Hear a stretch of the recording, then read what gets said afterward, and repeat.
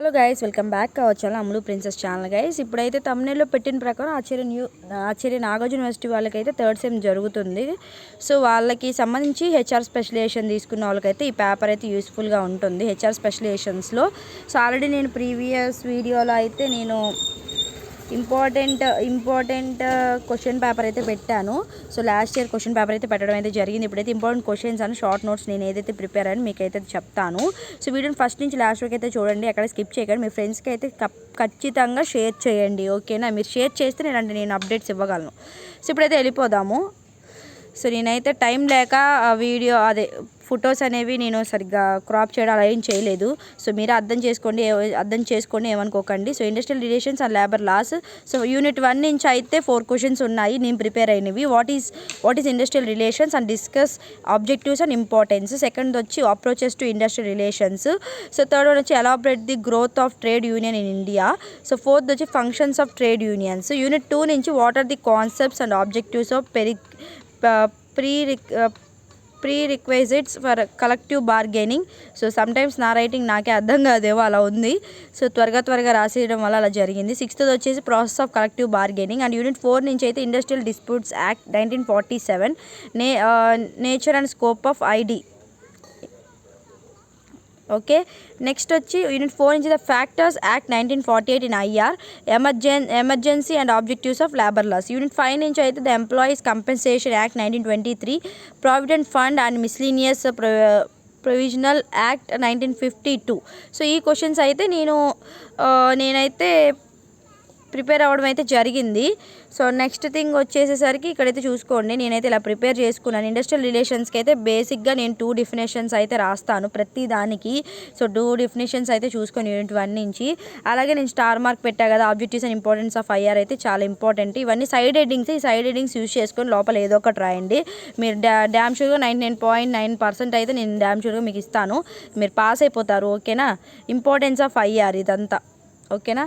And next thing approaches of IR, psychological approach, human relations approach, sociological approach, Gandhian approach, socio ethical approach, Dunlop's unitary అలాగా ఉన్నాయి. So elaborate the growth of trade union of India. So ఇదైతే చూసుకోండి. And next functions of trade unions. So ఇవన్నీ side headings functions of trade యూనియన్స్కి.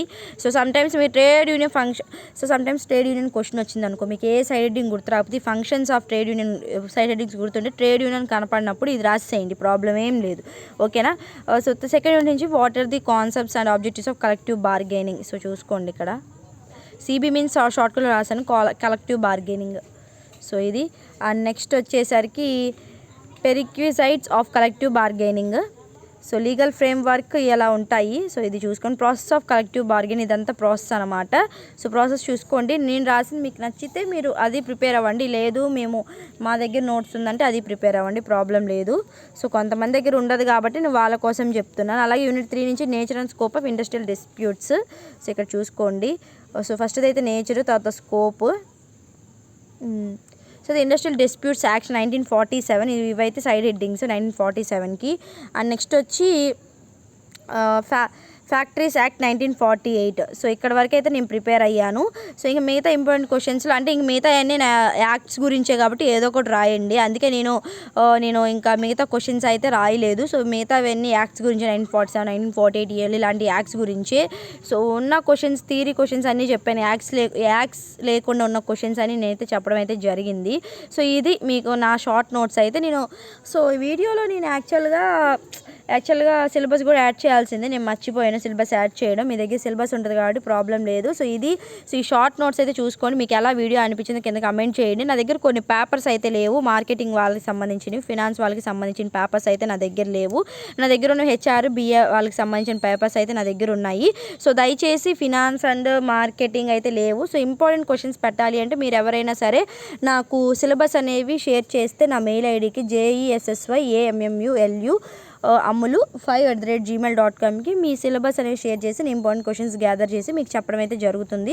అలాగే నేను చాలామందికి request చేసేది ఏంటి అంటే మీరు ఎగ్జామ్ రాసిన తర్వాత నా మెయిల్ ఐడికి దయచేసి ఈ పేపర్స్ అనేది పంపించండి. ఎందుకంటే నెక్స్ట్ ఇయర్ వాళ్ళకైతే ఇవి మీ జూనియర్స్కి అయితే యూస్ఫుల్గా ఉంటాయి. ఇప్పుడు మీరు మీకు ఎలా అయితే ప్రీవియస్ పేపర్స్ నేను పెట్టగలుగుతున్నానో మీరు నాకు పంపిస్తేనే వాళ్ళకు కూడా యూస్ఫుల్గా నేను పెట్టగలుగుతాను. సో దయచేసి ప్రీవియస్ పేపర్స్ పంపించండి. JESSYAMMULU5@gmail.com. Thank you for watching. Signing off, Amulu Princess.